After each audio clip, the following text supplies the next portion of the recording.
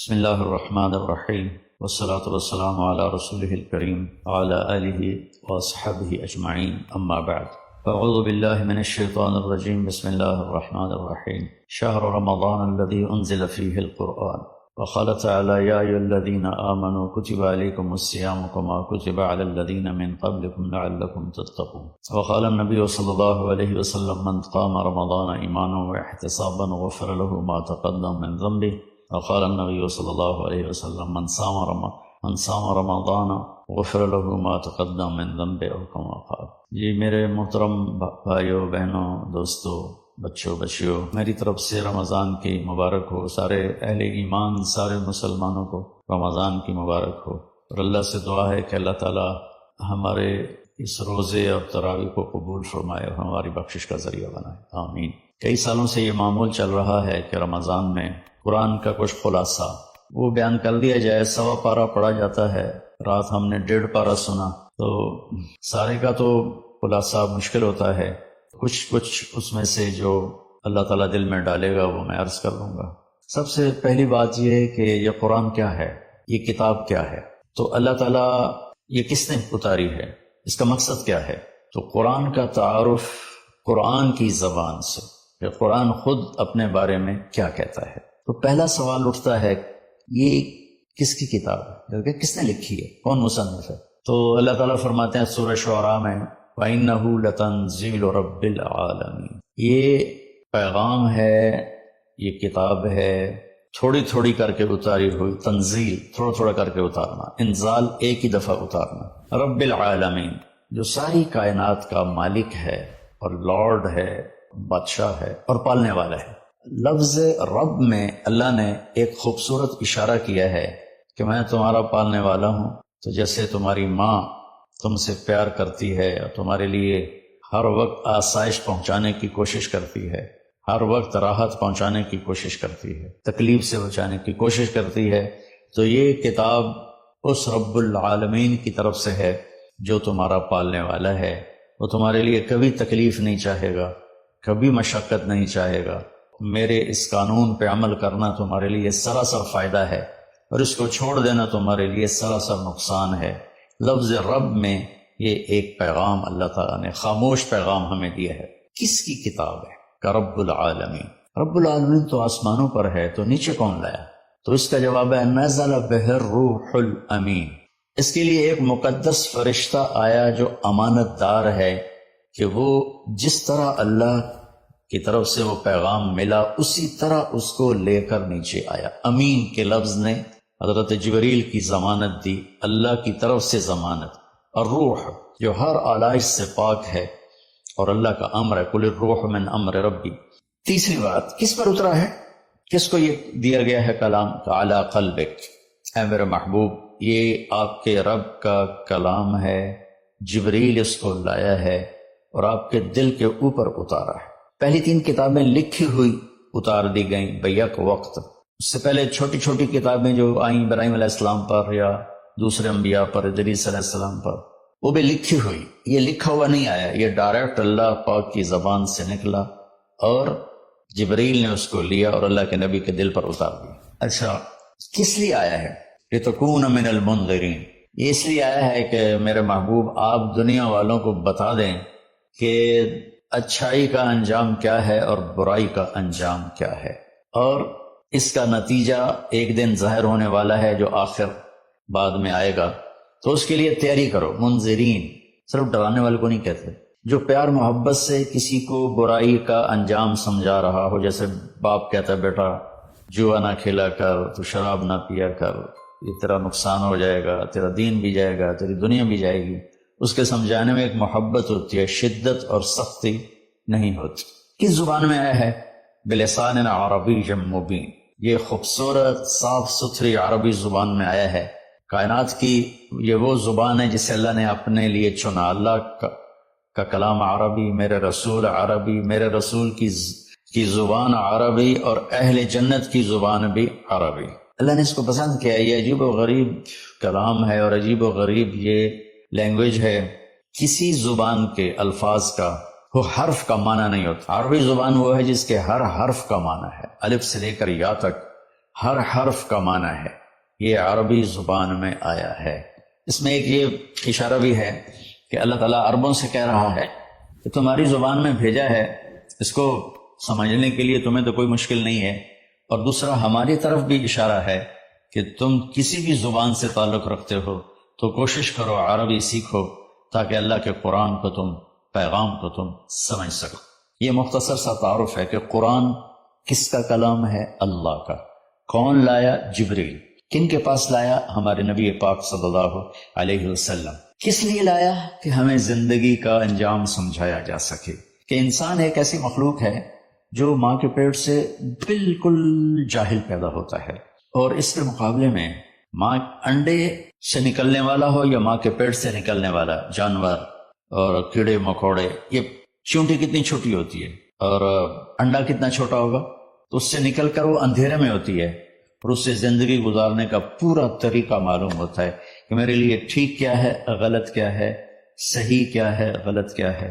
انسان پیدا ہوتا ہے، واللہ اخرجکم من بطون امہاتکم لا تعلمون شیئا، میرے بندو اللہ نے تمہیں ماں کے پیٹ سے نکالا، تم کچھ بھی نہیں جانتے تھے، تو ہمیں باہر سے علم لینا ہوتا ہے، اور باقی کسی مخلوق کا امتحان نہیں، میرا اور آپ کا امتحان ہے کہ اللہ تعالیٰ فہدیناہ النجدین، یہ دو راستے ہیں، یہ سیدھا ہے، یہ غلط ہے۔ قرآن سیدھا راستہ بتاتا ہے، ان ھذا القرآن یہدی للتی ہی اقوم، قرآن تمہیں سیدھا راستہ بتاتا ہے۔ اور شیطان کیا کرتا ہے؟ وہ ہمیں غلط راستہ بتاتا ہے، وہ ہمیں یجادلوکم وان شیاطین لیوحون الی اولیائہم، کہ یہ شیطان کی بھی وہی چلتی ہے جو اس لیے ہوتی ہے کہ لتکونوا من اصحاب السعیر، کہ تم جہنم میں جا کے گر جاؤ، چلے جاؤ۔ تو اس لیے اس قرآن کا سیکھنا، چلو ہم عربی تو نہیں سیکھ سکتے ہیں، عمر کا ایک ایسا حصہ، لیکن اس کا ترجمہ پڑھ سکتے ہیں۔ ہر مکتب فکر کے علماء نے ترجمہ کیا ہوا ہے، تو وہ ترجمہ تھوڑا تھوڑا پڑھیں تو انشاءاللہ ہمیں پتہ چلے گا کہ اللہ ہم سے کیا کہتے ہیں۔ پھر اس قرآن کا مقصود کیا ہے؟ وہ ہدایت ہے۔ الف لام میم ذالک الکتاب لا ریب فیہ ھدی للمتقین، یہ کتاب کی پہلے اللہ نے ضمانت دی کہ یہ ہر شک و شبہ سے بالا تر کتاب ہے، دنیا میں کوئی یہ دعویٰ نہیں کر سکتا، نہ بولنے والا نہ لکھنے والا۔ انبیاء کے سوا بڑے سے بڑا علامہ ہو، بولنے میں خطا کھائے گا، بڑے سے بڑا علامہ ہو، لکھنے میں خطا کھائے گا، صرف میرے رب کا انبیاء، میرے رب کا کلام ہر خطا سے پاک ہے۔ تو یہ کس لیے ہے؟ ہدا، ہدن للمتقین، یہ ہدایت ہے۔ ہدا یہ جو کہ عربی زبان ان کی تھی، تو اللہ تعالیٰ نے انہی کی، سبحان اللہ، انہی کے استعمال کے مطابق جب قرآن کو اتارا تو وہ ہل کے رہ گئے۔ ہدا ویسے تو کہ سیدھا راستہ، لیکن ہدا اس چٹان کو کہتے ہیں جو سمندر میں ابھری ہوئی ہو، پانی سے باہر نکلی ہوئی۔ سمندر کے اندر بے شمار پہاڑ ہیں جو ہمارے زمینی پہاڑوں سے زیادہ ہیں، تو کہیں کہیں وہ اوپر نکل آتے ہیں، اور ان پر جب سورج کی چمک پڑتی ہے تو وہ چوٹیاں روشن ہو جاتی ہیں۔ اس روشن چوٹی کو عرب جب سفر کرتے تھے، یا دوسرے بھی جب بحری سفر کرتے تھے، تو ان کو نشانی بناتے تھے کہ یہ پہاڑ کی چوٹی فلاں جگہ کا پتہ بتاتی ہے، یا سمجھیے جدہ کا پتہ بتاتی ہے، یہ یمبو کا پتہ بتاتی ہے، یہ خلیج اقوا کا پتہ بتاتی ہے۔ ایک مثال دے رہا ہوں۔ تو ہدا اس پہاڑ کی چوٹی کو کہتے ہیں جس کو دیکھ کر بحری جہاز اپنی سمت اور راستے کو صحیح کرتے تھے اور منزل تک پہنچتے تھے۔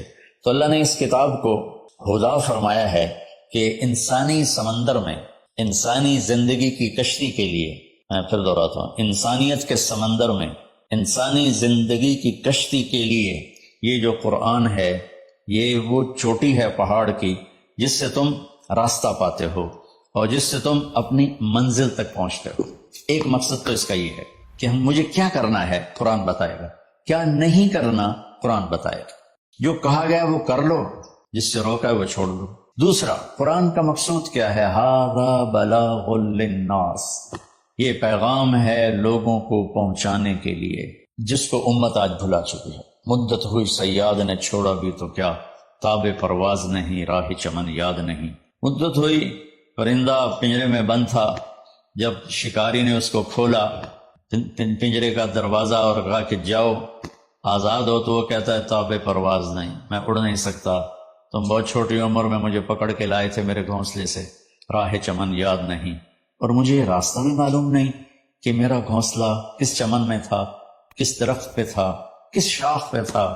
اس وقت امت خواہشات کے پنجرے میں اس طرح بند ہوئی ہے کہ راہ چمن یاد نہیں، تاب پرواز نہیں، راہ چمن یاد نہیں۔ کہ اللہ تعالیٰ نے ہمیں یہ سورہ ابراہیم کے آخر میں ھذا بلاغ للناس، یہ لہجہ ہے قرآن کا، یہاں ھذا بلاغ للناس، یہ پیغام ہے لوگوں کو پہنچانے کے لیے، وَلِيُنذَرُوا بِهِ، تاکہ انہیں خبردار کیا جا سکے، وَلِيَعْلَمُوا، تاکہ وہ جان لیں، أَنَّمَا هُوَ إِلَٰهٌ وَاحِدٌ وَلِيَذَّكَّرَ أُولُو الْأَلْبَابِ، کہ ایک ہی اللہ ہے، ایک ہی معبود ہے، ایک ہی الہ ہے، ایک ہی مدد کے قابل، ایک ہی پکارے جانے کے قابل، ایک ہی ہے جس کو پکارنا بھی ہے، بلانا بھی ہے، مانگنا بھی ہے، جھولی بھی پھیلانی ہے۔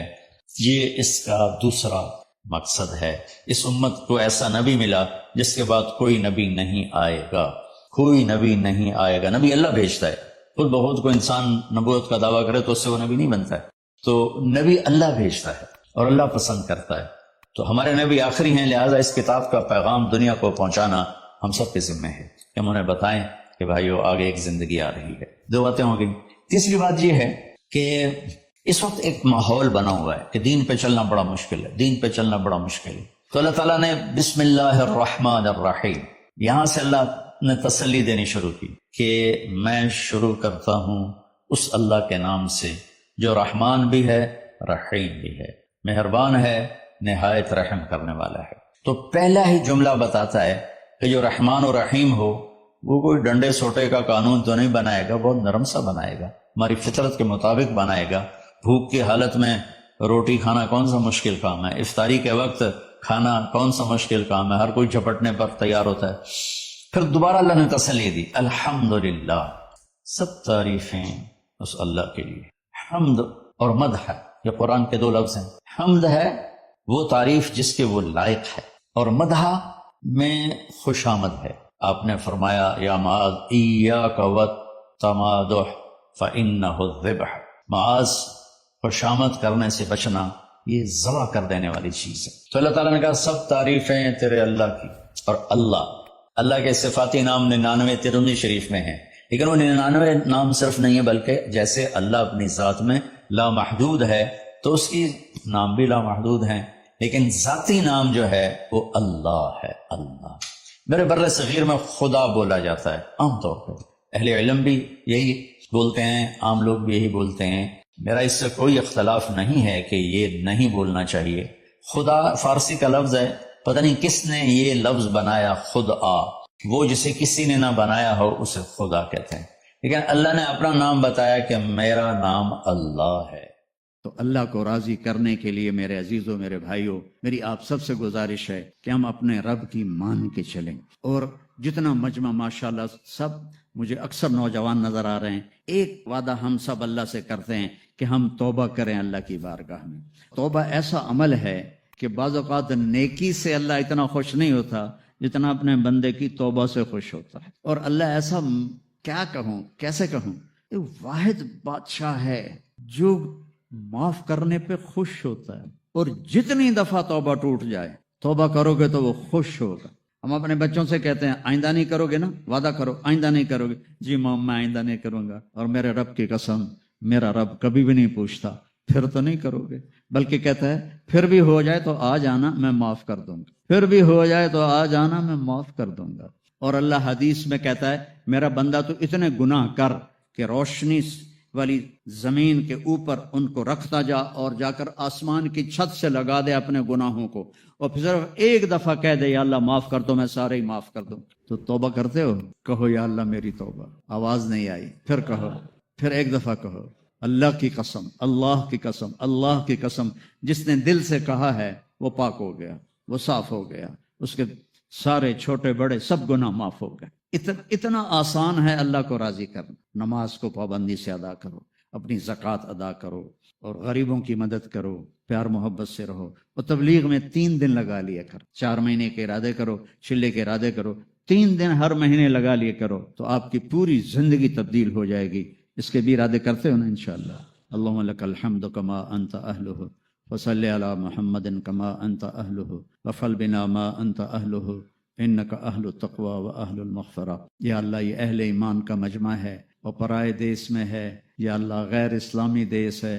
हम सब तेरे महबूब की उम्मत जमा हैं। हमने अभी तौबा की है, हमारी तौबा को कबूल फरमा। या अल्लाह, हमें मुआफ़ फरमा। हमारे यहाँ छोटे भी बैठे हैं, बड़े भी बैठे हैं, बूढ़े भी हैं, जवान भी हैं। या अल्लाह, सब की तौबा कबूल फरमा।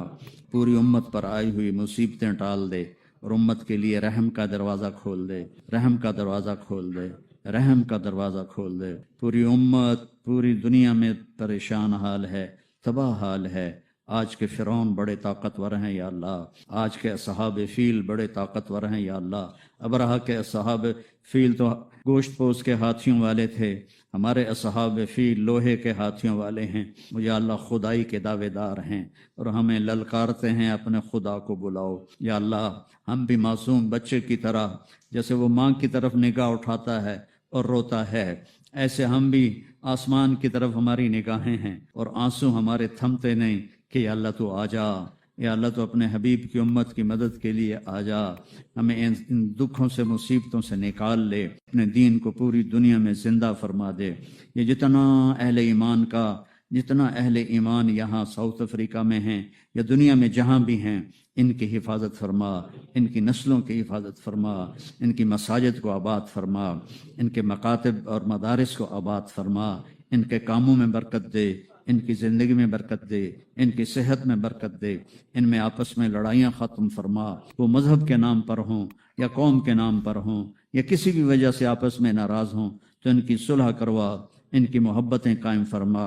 और या अल्लाह, जितने हमारे ईमान पे रुखसत हो गए और कब्रों में चले गए, उनकी कब्रों को जन्नत का बाग बना। और या अल्लाह, जब हमारे जाने का वक्त आए तो हमें भी ईमान पे खात्मा नसीब फरमा। या अल्लाह, हम सब तेरी रज़ा में जमा हुए। या अल्लाह, ये सारा मैं गवाही देता हूँ, ये सारा मजमा तेरी रज़ा के लिए आया है। मुझे अपने बारे में कोई दावा नहीं, मैं मिंबर पर हूँ, मुझे नहीं पता कि मैंने रियाकारी से ये बात की है। या अल्लाह, या अल्लाह, मुझे नहीं पता। मैं इनकी तौफील मांगता हूँ कि मेरी बात को भी इखलास में कबूल फरमा ले। ये सारा मजमा, इन्होंने यहाँ से कोई पैसा नहीं लेना, कोई माल नहीं लेना, दूर दूर से आए हैं, सिर्फ तेरे और तेरे हबीब की मोहब्बत में आए हैं कि तेरी बात सुने, तेरी जन्नत को, तेरे हबीब की बात को सुने। या अल्लाह, इनके मुखलिस होने पर तो मैं तेरी कसम खा के कहता हूँ कि ये सब तेरे लिए आए हैं, लेकिन मैं अपनी कसम नहीं दे सकता, मुझे नहीं पता। या अल्लाह, मुझे नहीं पता, मुझे मरने पे पता चलेगा तो मेरी इस बात पे राजी था या नाराज था। या अल्लाह, सबसे पहले जहन्नम में उलमा को डाला जाएगा जो रियाकार थे। या अल्लाह, मुझे नहीं पता मुझसे जहन्नम की आग को भड़काया जाएगा या मुझे मौत। या अल्लाह, तेरे रहम की उम्मीद है और अपने गुनाहों को खौफ है। तेरे रहम की उम्मीद है। तेरे नबी के आंसू बहुत हमारे लिए निकले हैं या अल्लाह, वो बहुत रोए हैं या अल्लाह। कोई नबी इतना नहीं रोया जितना हमारे नबी रोए हैं। और या अल्लाह, किसी नबी ने दुनिया से जाते हुए अपनी उम्मत को सलाम नहीं कहा। मेरे नबी पे कुर्बान जाऊं, उन्होंने दुनिया से जाते हुए सहाबा से फरमाया था, तुम्हारे बाद जो मेरी उम्मत आए उनको मेरा सलाम कहना। हम कितने खुशकिस्मत हैं, तेरे नबी ने हमें सलाम भेजा। फिर या अल्लाह, तेरे नबी ने हमारे बारे में, हम इतने गंदे कि गंदगी का लफ्ज भी छोटा पड़ गया है हमारी गंदगी के। लेकिन तेरे महबूब ने एक दिन फरमाया, मेरा जी चाहता है मैं अपने भाइयों को देखूं। साहबा ने कहा, या रसूल अल्लाह, हम आपके भाई हैं। कहा, नहीं, तुम मेरे साहबी हो, मेरे भाई वो हैं जो मुझे देखेंगे नहीं लेकिन मुझ पे ईमान लाएंगे। हमने नहीं देखा, 1400 साल का फासला है, हमने नहीं देखा, हमारे माँ बाप ने देखा, हमारे दादा परदादा ने देखा, हमारी अगली नस्ल ने देखी। हमें कुर्बान जाऊं, ये सारी गंदियों के बावजूद तेरा महबूब हमें भाई कह रहा है, ये मेरे भाई हैं। और क़यामत के दिन भी या अल्लाह, जब सारे नबी नफसी नफसी कहेंगे, तेरा महबूब उम्मती उम्मती कहेगा। या अल्लाह, तुझे तेरे महबूब की मोहब्बत का वास्ता, उनके आंसुओं का वास्ता, हमारी झोली खाली है। जब तू कहेगा दिखाओ क्या लाए हो, हमारे पास कुछ नहीं है, क्या दिखाएंगे। जब तुम कहेगा अरिनी मादा कद्दम, तो हुए मेरे मौला मर गए, हिसाब न लेना। या अल्लाह, हम क्या दिखाएंगे, हमारे पास है क्या, हम क्या दिखाएंगे, हमारे पास है क्या। ہم فقیر ہے یا اللہ، فقیر ہے، کھوٹے سکے ہیں دامن میں، ایک تیرا ہی دربار ہے جہاں کھوٹا سکہ چل جاتا ہے، باقی تو کہیں کھوٹے سکے نہیں چلتے، صرف ایک تیرا دربار ہے جہاں کھوٹے سکے چل جاتے ہیں۔ ہم کھوٹے ایمان والے ہیں، کھوٹی نمازوں والے ہیں، لیکن تیرے محبوب کے آنسوؤں کا ہمیں سہارا ہے، ان کی دعاؤں کا سہارا ہے، تیری رحمت کا سہارا ہے، تو قریب ہے، معاف کرنے کو پسند کر۔ یا اللہ، یا اللہ، ہم تیری جنت کے حقدار نہیں، ہمیں جہنم سے بچا لے، ہمیں جہنم سے بچا لے، قبر کے عذاب سے بچا لے، حشر کی گرمی سے بچا لے، ننگے ہونے سے بچا لے، جہنم میں گرنے سے بچا لے، اپنے نبی کے ساتھ ہی ہمیں جنت میں جگہ نصیب فرما دے۔ یا اللہ، جس دن تیرے دیدار کا دن آئے تو ہمارا نام لے کر بھی پوچھ رہا ہو کیا حال، سبحان اللہ، یا اللہ، تو اپنے پیاروں کے نام لے کر پوچھے گا کیا حال ہے، ہم سے بھی پوچھ لینا کیا حال ہے، ہمارے بارے نیارے ہو جائیں۔ یا اللہ، تو ہم سے راضی ہو جا، ہمیں ایک دفعہ محبت سے دیکھ لے، آسمان سے ایک دفعہ ہمیں محبت سے دیکھ لے، عرشوں سے ہمیں محبت سے دیکھ لے، اور یا اللہ ہمارے ان آنسوؤں کو رحم فرما دے، اور تو کہہ دے میں راضی ہو گیا ہوں، تو کہ ہاں ہاں کہہ دے جاؤ میں راضی ہو گیا ہوں، اللہ فرشتے بھی خوش ہو جائیں گے، تیرا حبیب بھی خوش ہو جائے گا، ہمارا بھی کام بن جائے گا۔ یا اللہ، تیرے دربار کا ایک ایسا دربار ہے جہاں کھوٹا سکہ بھی چل جاتا ہے۔ وَنَسْأَلُكَ خَيْرَ الدُّنْيَا وَالْآخِرَةِ یا ارحم الراحمین، وصلی اللہ تعالی علی النبی الکریم۔ میرا اللہ کہتا ہے کہ میرا بندہ، میں تیری ماں سے 70 گنا کا مطلب سدا 70 نہیں ہوتا، لا محدود درجے میرا پیار ہے۔ پھر تسلی نہیں ہوتی، یا اللہ تو قرآن تو بھیج رہا ہے، پتہ نہیں ہم عمل کر سکیں گے کہ نہیں کر سکیں گے، تو پھر اللہ کہتا ہے الرحمن الرحیم۔ کیوں ڈر گئے ہو؟ کیوں قرآن کے مطابق دکان نہیں چلاتے، زندگی نہیں گزارتے، جاب نہیں کرتے، زراعت نہیں کرتے، تجارت نہیں کرتے، شادی نہیں کرتے، ساری چیزوں کو بنا لیں تو کیوں ڈرتے ہو؟ رب العالمین پہلی گارنٹی، الرحمن الرحیم پہلے بسم اللہ سے، پھر دوسری گارنٹی اللہ کہ میں اللہ ہوں، نفع نقصان کا مالک ہوں، پھر رب العالمین تم پر مہربان ہوں، تمہارا پالنے والا ہوں، پھر الرحمن الرحیم کی دوبارہ تکرار ہے۔ کیوں ڈرتے ہو؟ رحمان بھی ہوں، رحیم بھی ہوں۔ اب اللہ نے جزا سزا کا بھی ایک رکھا نا، کہ بہت سے لوگ ہیں جو محبت کی بات جتنی بھی کرو الٹا ہی سوچتے ہیں، تو اس کو دھمکانے کے لیے مالک یوم الدین۔ پھر یہ بھی یاد رکھنا کہ میرے پاس جزا سزا کا بھی نظام ہے۔ اس کو اللہ تعالیٰ اتنے خوبصورت انداز میں بیان کرتا ہے کہ ہم تو چونکہ عرب نہیں ہیں، لیکن عربی کچھ پڑھی تھوڑی بہت، اللہ نے اس کا ذوق بھی دیا، تو ابھی ساری بات ہو رہی کہ وہ ایسا ہے، وہ ایسا ہے، وہ ایسا ہے، لیکن آگے ہے ایاک نعبد و ایاک نستعین، یا اللہ تیری ہی بندگی کرتے ہیں، تجھی سے مدد مانگتے ہیں۔ تو ایک دم جیسے اللہ سامنے آ گیا، الحمدللہ رب العالمین الرحمن الرحیم، ان الفاظ نے اس طرح کر دیا جیسے اللہ میرے سامنے آ گیا ہے، جیسے کأنک تراہ، جیسے اللہ میرے سامنے آ گیا تو میں کہتا ہوں ایاک نعبد، یا اللہ میں تو تیری ہی بندگی کرتا ہوں، وَإِيَّاكَ نَسْتَعِينُ، یا اللہ میں صرف تجھے پکارتا ہوں مدد کے لیے، میں کسی اور کو نہیں پکارتا۔ میرے نبی نے حضرت عبداللہ بن عباس سے فرمایا وَإِذَا سَأَلْتَ فَاسْأَلِ اللَّهِ وَإِذَا اسْتَعَنْتَ فَاسْتَعِنْ بِاللَّهِ، کہ اے بچے، اے میرے یا غلام، اے میرے پیارے چچا زاد بھائی، تو ایسا جب تجھے پکارنا ہو تو اللہ کو پکارنا، مدد کے لیے صرف اللہ ہے جو آتا ہے، اللہ کے سوا کوئی مدد نہیں کر سکتا۔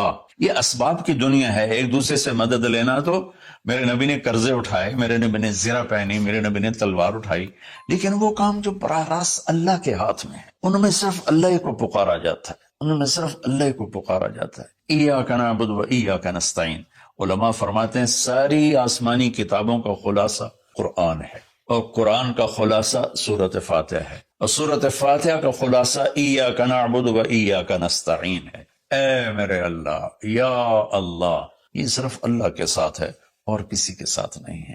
پھر اللہ تبارک و تعالیٰ، چونکہ میں نے پہلے شروع میں کہا تھا کہ ہم زندگی گزارنے کا طریقہ نہیں جانتے، تو اللہ نے ہم سے یہ دعا ہم پہ فرض کر دی کہ تم نے یہ مانگنا ہے، جو کہ تم اندھے ہو، جاہل ہو، کہو اہدنا۔ کتنی ضروری ہے، اللہ کہتا ہے روٹی مانگو، پانی مانگو، بیوی مانگو، بچے مانگو، جی کپڑے مانگو، زمین مانگو، جائیداد مانگو، صحت مانگو، عزت مانگو، سب کچھ مانگو، لیکن ایک چیز اللہ نے فرض کر دی کہ میرے بندے اگر تو ہدایت کے بغیر مر گیا تو برباد ہو جائے گا، لہذا تم پہ واجب کرتا ہوں، فرض کرتا ہوں کہ کہ اہدنا، الصراط المستقیم. اہدنا پہلے میں بتا چکا ہوں کہ ہدا یا اللہ وہ چٹان دکھا دے جس کو دیکھ کر میری زندگی کی راہیں صحیح جگہ تک مجھے پہنچائیں. ہدا عرب اس کو سن کے ہل گئے تھے کہ وہ محاورہ سمجھتے تھے، ہم محاورہ نہیں سمجھتے، لیکن عرب کیوں ہل گئے تھے؟ کہتے کیا کمال ہے یار، یہ کیا آدمی کہاں سے بولتا ہے، کیا بولتا ہے. وہ تو ابو جہل سے پوچھا اخنس ابن شریک نے، سچ سچ بتا محمد جھوٹے ہیں کہ سچے ہیں؟ کہنے لگا اللہ کی قسم سچے ہیں، پر نہیں مانوں گا، میں بنو ہاشم سے مقابلہ کروں گا، نہیں مانوں گا، سچے ہیں. تو اہدنا یا اللہ وہ چٹان دکھا، وہ کیا؟ وہ قرآن ہے جس کو دیکھ کر میں تجھ تک پہنچ جاؤں. صراط سیدھے راستے کو کہتے ہیں، صراط جس پر کسی قسم کا کوئی کھڈا نہ ہو، جیسے موٹر وے. اب موٹر وے بنائے تو ہم لوگ اپنے گاؤں سے، ابھی میں گاؤں سے ہی بات کر رہا ہوں، ملتان کے لیے جانا ہو، لاہور، اسلام آباد، فیصل آباد، موٹر وے سے جاتے ہیں. صراط موٹر وے کو کہتے ہیں. المستقیم جس میں وہ نہ ہو، زیادہ موڑ نہ ہو، بلکہ سیدھا ہو. الذین انعمت علیہم، نعم اس بوٹی کو کہتے ہیں جو سردی گرمی میں خشک نہیں ہوتی، سدا بہار سرسبز ہوتی ہے. تو نعمتن یا اللہ وہ راستہ دے جس میں ہر چیز ملتی ہو، سبزہ بھی ہو، خوشیاں بھی ہوں، اور اس کے راستے میں کوئی سروس اسٹیشن بھی ہو، اور کھانے پینے کا سامان بھی ہو، کوئی بوفے بھی ہو، اور کوئی جو پیٹرول اسٹیشن بھی ہو. آج کی زبان میں کہہ رہا ہوں، یا اللہ وہ راستہ دے جو آباد ہو، جو سرسبز ہو. نعم کے اندر یہ معنی موجود ہے. غیر المغضوب علیہم ولا الضالین. پھر کہا آمین، زور سے کہو آمین. تو میرے رب نے فرمایا کہ یہ مانگو کہ مجھے سیدھی راہ دکھا.